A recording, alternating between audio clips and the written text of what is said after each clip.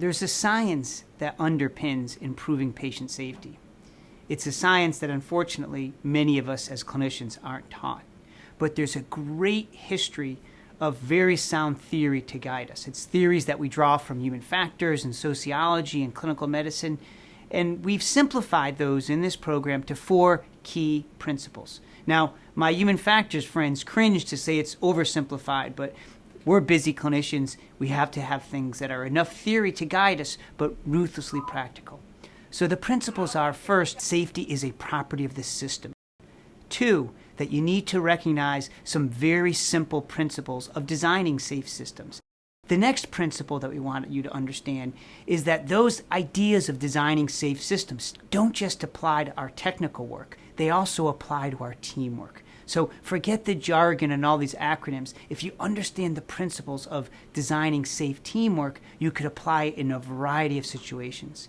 And lastly, we want you to understand that is teams make wise decisions with diverse and independent input. And so that's why it's so important to involve patients and their families, nurses, the whole care team to put their insights in. You as the attending will ultimately make with the family the decision, but you'll make a wiser decision if you have broad input.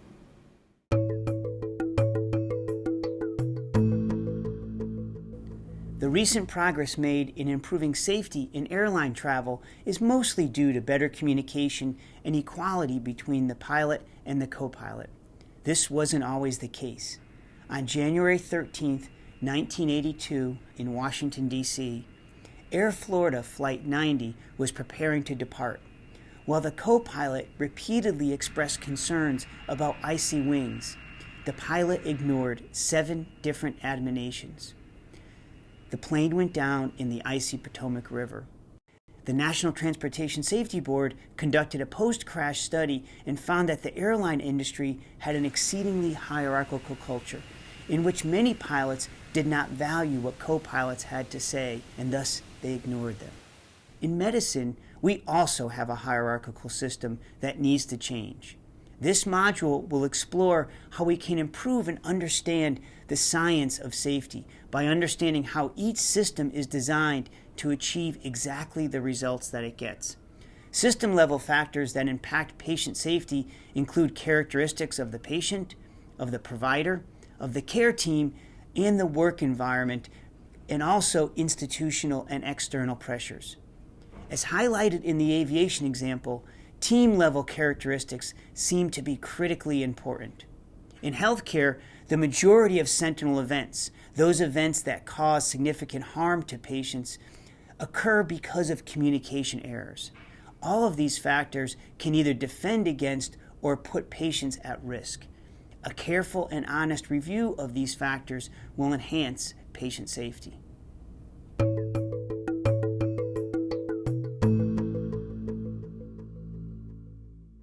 Teams from Michigan hospitals were some of the first to implement CUSP. The results were breathtaking. We were offered to participate in the CUSP project, and we had done a safety attitude questionnaire, and we had a department, the surgical department, that fell to the bottom of the list of the report as far as their safety culture.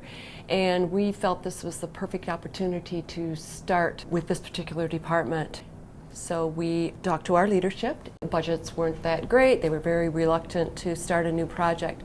But when we showed them the evidence and the scores, and we were so excited, and we brought them over, and they enabled us to join the project, and we're very glad that we did.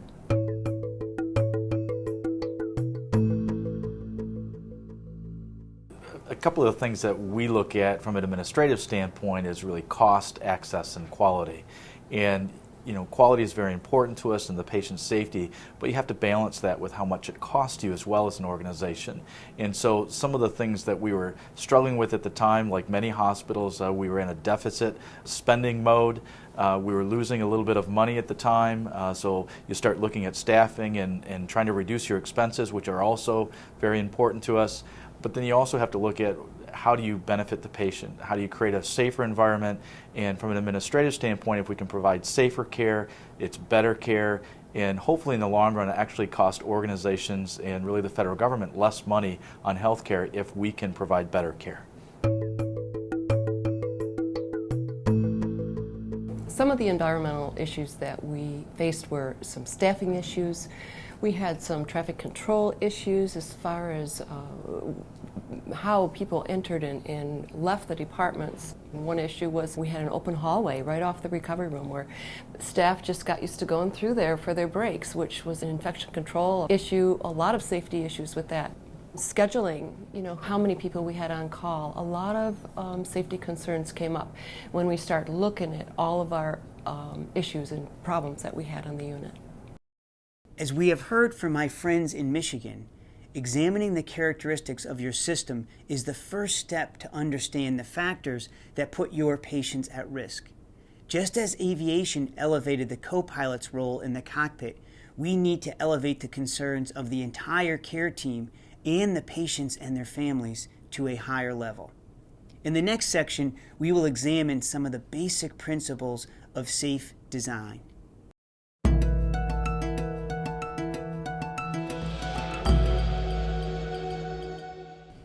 There's a wealth of theory and ideas of how to improve patient safety. But as busy clinicians, we need to recognize some basic principles of designing safe systems. We will cover three main principles, which are standardize care whenever you can, create independent checks for things that are important, and learn, don't just recover when things go wrong. We're really good at recovering from mistakes. It's what we do most of our day as clinicians. We're not so good at learning from them, that is, reducing the risk that future patients will be harmed.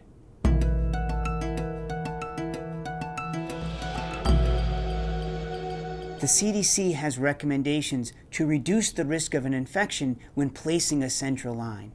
Part of those recommendations require the use of about 8 pieces of equipment, a cap, a mask, a hat. Well, when I looked, I had to go to 8 different places to get all of that equipment, and half the time they weren't stocked. And when they weren't stocked, I made an economic decision, which in my mind was completely rational. I said, is it worth me running down the hall, spending 10 minutes to go get a supply, or is it worth just going without it? The mistake was making clinicians have to make that decision. So what did we do? Well, first we standardized care by creating a line cart. That is, we stored all the equipment that clinicians needed when placing this catheter, and we made it easy to do the right thing.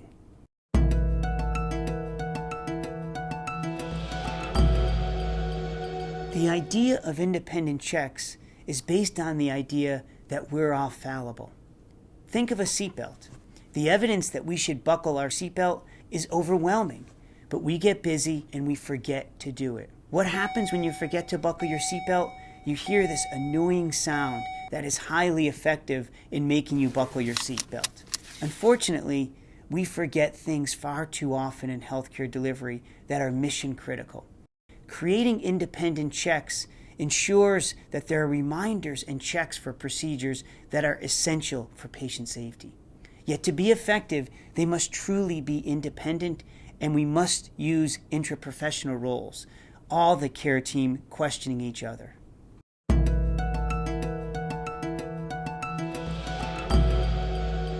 One of the big issues that we had was babies being born before 39 weeks with issues that required them being transferred to tertiary care. So across the country, they were talking about a program where you didn't want to deliver the babies before 39 weeks without a medical indication.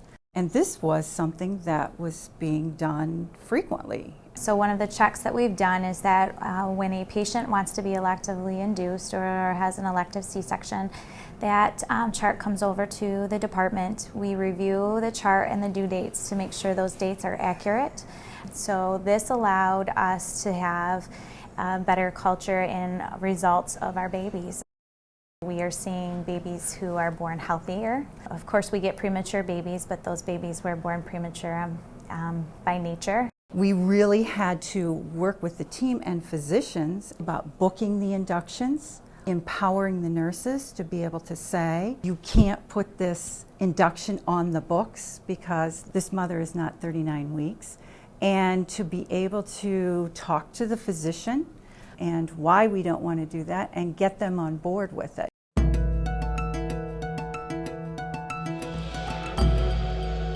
When mistakes occur, clinicians routinely recover from them. But rather than determining that that's just the way things are, we need to learn from situations when things go wrong. We need to learn from our defects. A very practical way to learn from defects is by asking 4 simple questions. What happened? Why did it happen? That is, what systems were involved? What did you do to reduce risk using those principles of safe design? And how do you know that it worked? That is, how do you know you actually reduced risk? We have many examples of how routines were changed when units learned from their mistakes and made changes to the system, reducing the risk that patients will be harmed.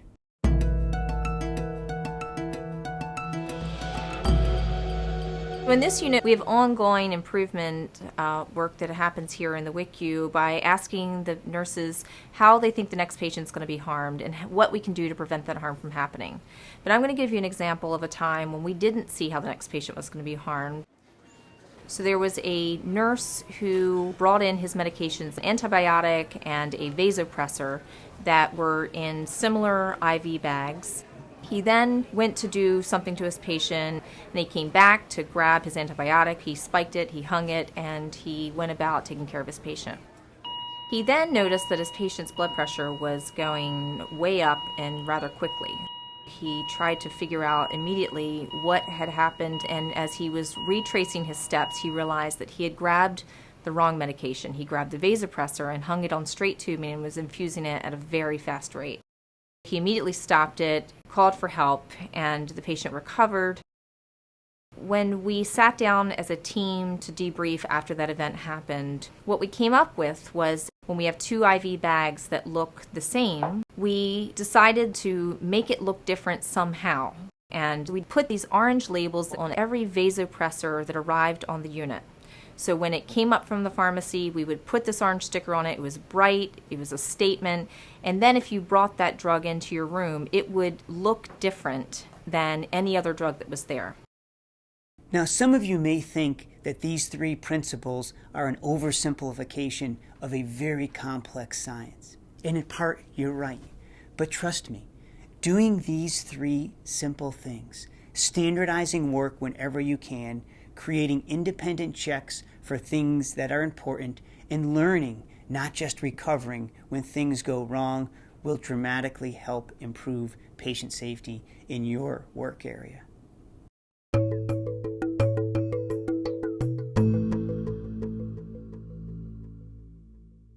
The next principle we want you to understand is that those ideas of designing safe systems, standardizing work, creating independent checks, and learning from mistakes don't just apply to our technical work, putting tubes in, tying knots, making a diagnosis. They also apply to our teamwork. So forget the jargon and all those acronyms that are floating around. If you and your clinicians understand the principles of designing safe teamwork, you could apply them in a variety of situations. You can make it your own.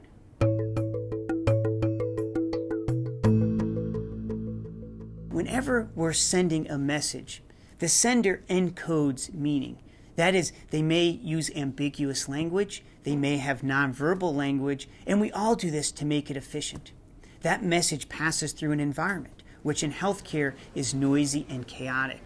And the message goes to a receiver who may be doing something else. They may be drawing up a medicine, they may be checking in a patient, and that receiver has to decode that message. That is, try to determine what was the intent of the sender. Anywhere along this continuum, errors could occur. And we could defend against those by applying the principles of safe design. The sender of the message could standardize how they communicate. Terms like SBAR and briefings and daily goals are nothing more than standardizing that input.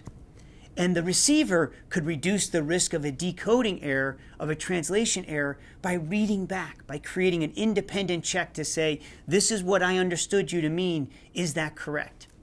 The nurses who I work with all the time, if I use vague language, which unfortunately I often do, will say, Peter, you're making me decode, please be more specific. And they're spot on, we need to. And when communication errors occur, we need to learn from our mistakes. That is, we need to pull together and reflect on what happened, why did it happen, what could we do differently, and how do we know that care is actually better?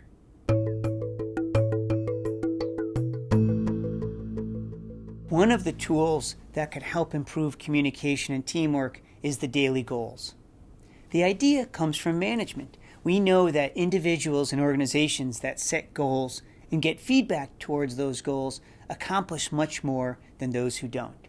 And yet too often we don't apply goals to patient care, even though being in the hospital poses risks. Let me share with you a story of how it was applied. I made rounds with the team on a patient that had heart failure. The doctors concluded with a plan that said, let's convert the IV antihypertensive medicine to PO, let's diurese the patient, and let's try to wean their oxygen. And they walked away saying, we make rounds just fine, those are clear goals. And I asked them, well, what were your goals yesterday? The patient had been in the ICU for 3 days now. And they said, well, they were to wean the antihypertensive, to diurese them and get the oxygen down. And I said, how'd you do? Well, not so well, I guess. The patient was positive 3 liters and they're still on IV antihypertensive. I said, what if we applied this daily goal principles of being very specific about what our plan is? What might it look like? Well, instead of saying wean the antihypertensive, it would be give them 100 of a PO medication right now, and if they're not off the IV drugs by noon, let me know and we'll double the dose. Give them a diuretic now, and if we're not a third of the way towards 3 liters of our fluid goal, then let's increase that dose. And let's wean the oxygen as the water comes off the patient. The nurses said, boy, I would love that degree of clarity. The doctor said, well, that's a much more specific way of managing it. 3 months later, that ICU cut 3 days off their length of stay by rigorously applying the daily goals. Usually in a crisis, no matter how well trained physicians and nurses are, in the heat of the battle, when things are going south, you kind of lose your trend of thought. Our CUSP team actually came up with a checkoff list for the postpartum hemorrhage protocol, which I had the experience of actually putting it into practice about 2 weeks after we developed it. I actually had a patient who experienced a significant hemorrhage event, and the nurses promptly went to the protocol, started going through the medications, the checklist, and it worked amazingly well. And the outcome of the case was exactly what we expected. We saved the patient's life. One thing that we learned early on was to be transparent. It used to be that you would take your defects, you would take whatever error occurred, and you shove it in a closet. In order to actually advocate for patient safety, we had to deal with the emotions that the defects created. We're very transparent when there is an adverse event or a near miss. We do debriefings with the team involved. We do debriefings with the entire staff because there's a ripple effect. If I had an adverse event, it's going to affect my coworker. You really want to be able to learn from what happened. And typically we go through the root cause analysis and we look at step by step what happened, and then we address the process. What can we do so that this will not happen again? And you look at everything, put an action plan together, work with the staff in rolling that out. And you want the team involved in that. Poor teamwork is the major contributing factor to patient harm in healthcare. It not only harms patients, it frustrates us, it reduces our joy in our work, and it adds unnecessary cost to care. These principles of the science of safety could help you improve teamwork. Undoubtedly, patient safety will improve, and I guarantee you, your joy in work will improve.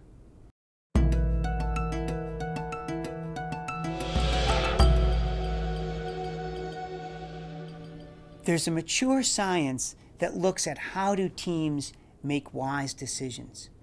And in simplifying it, it boils down to 2 principles. Teams make wise decisions when they have diverse and independent input, and second, that they alternate between convergent and divergent thinking. Let's talk about these a bit. This idea of diverse and independent input, it's what should happen on interdisciplinary rounds, where every member of the care team contributes information and knowledge. Too often in healthcare, we believe that your formal training is the only important domain of wisdom, so the senior attending has more wisdom than residents than students. And we forget that tacit knowledge, that is time with the patient or time with the disease, is as important a domain of wisdom. And those two hierarchies are completely reversed. The patient or their family leads the tacit one, not the physicians. The second concept is this ability to alternate between convergent and divergent thinking. The idea is we make a plan, but sometimes patients get sicker or things change, and we need to pause and reevaluate, say what new data we have, and make a new plan. If we do these two things, we will undoubtedly make wiser decisions for our patients.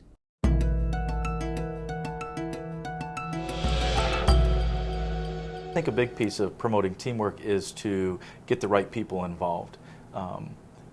The operating room has many different processes in place. Different people don't see each other.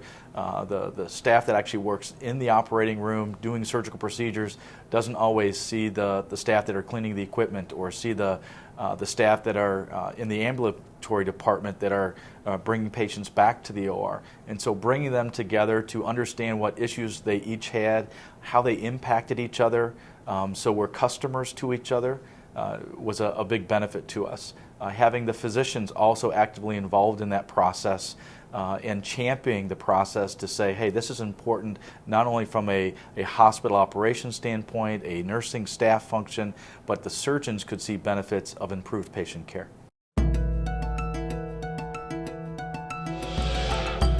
One neat thing about diversity is that it creates creativity. So we've come up with solutions that we might not have come up with had it not been for all the diverse opinions. What I was surprised about was how well we meshed and how we would bounce ideas off of each other.